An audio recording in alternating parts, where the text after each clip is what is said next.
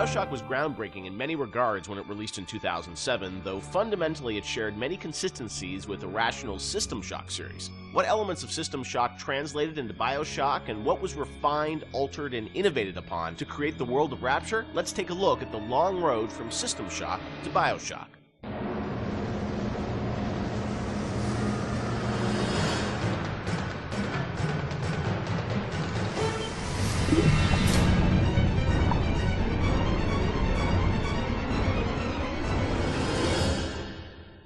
Everyone knows where the game ended up, but I think fans would be interested to learn where this game or the idea of doing this game started. And I think, you know, folks know System Shock and the legacy of that game, huge fan base. Did it start as a System Shock game initially?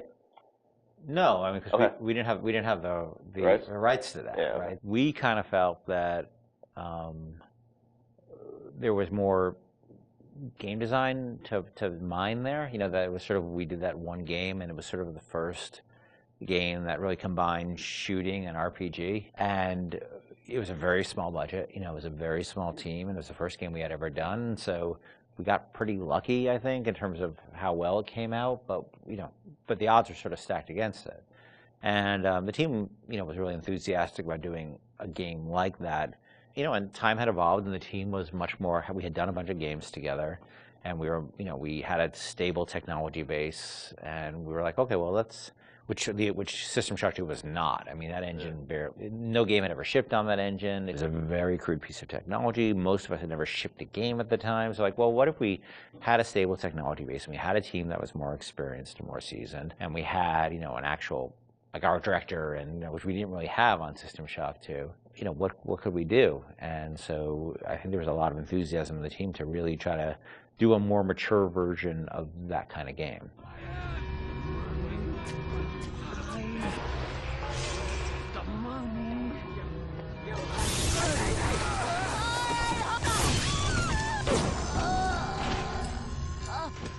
You know, this is before we had sold the company to Take-Two, and we were an independent developer, right? We were sitting there, we were using the money we made from other development deals we had, and we would try to scrape together whatever time and money we had to work on this thing. And it was not actually something I was particularly keen on doing. The team was much more keen on doing a sort of a System Shock-ish game than I was, because... As you were pitching, right? Like System Shock 3 at one point, right? Well, I mean, there was an actual System Shock 3 that we were pitching back in the day when we were right after System Shock 2, but that never happened. Right, yeah. We couldn't get anybody interested, because System Shock 2 sold like 5 copies, right?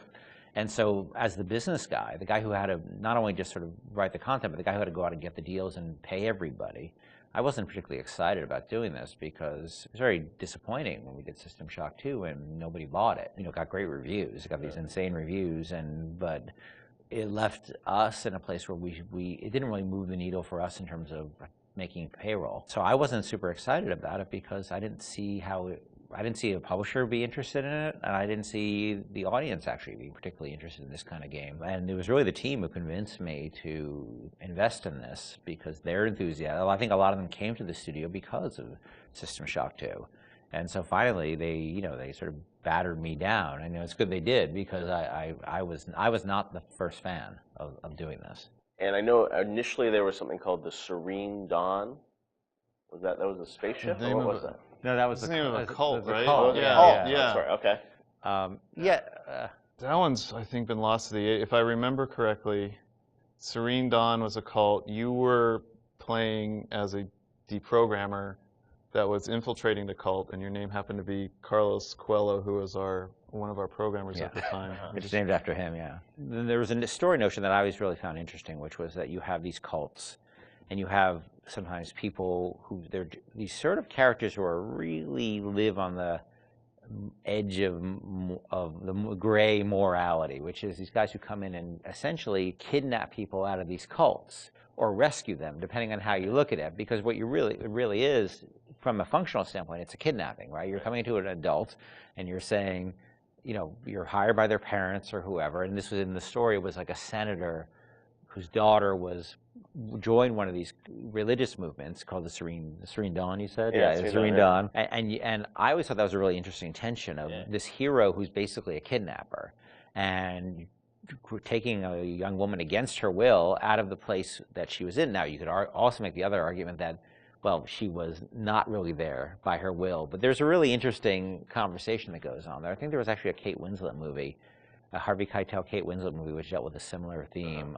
Because usually you hear that story, you know, these deprogrammers as a sort of heroic kind of notion. But I always thought that, well, there's something interesting about agency going on there, and about are people entitled to make bad mistakes, or, you know, or is it a bad mistake? It all depends on the person. You know, and I'm not a fan of, you know, religious cults or religion in general, but there seemed to be an interesting discussion of freedom there, and independent decision making.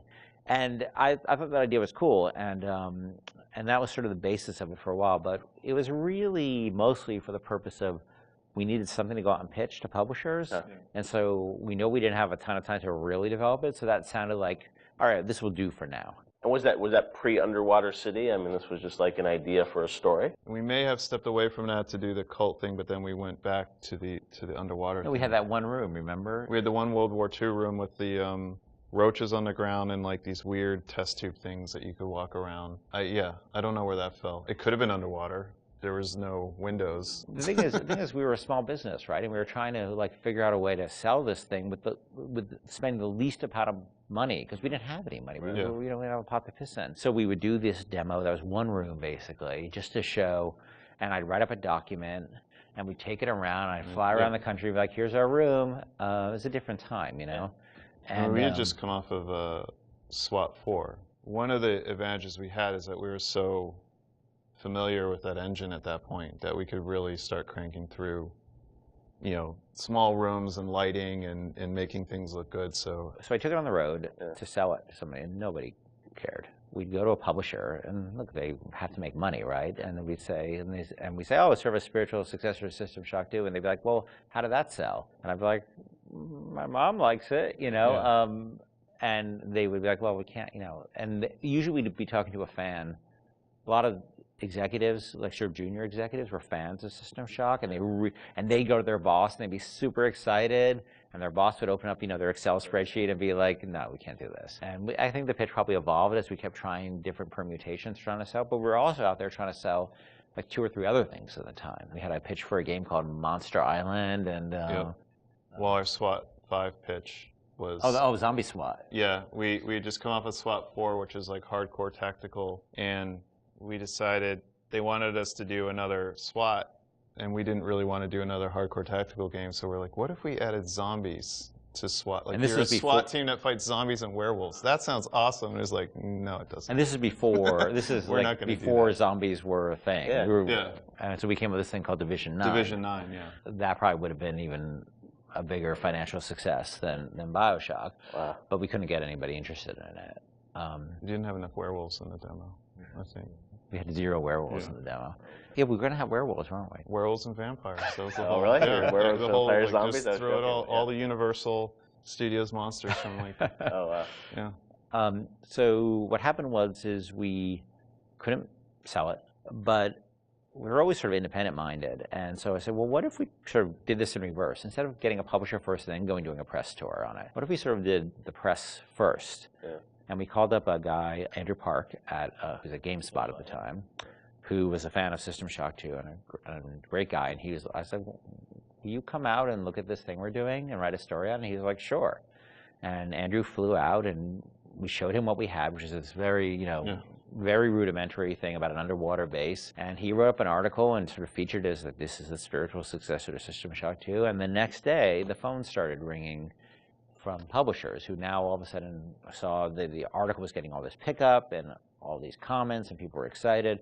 And that really, I think, put it over the top in terms of being able to sell it, even though it was not Bioshock at that point. It was called Bioshock, but it was not Bioshock. There would have been I don't think there would have been a game. We never would have sold it without Andrew coming out doing that.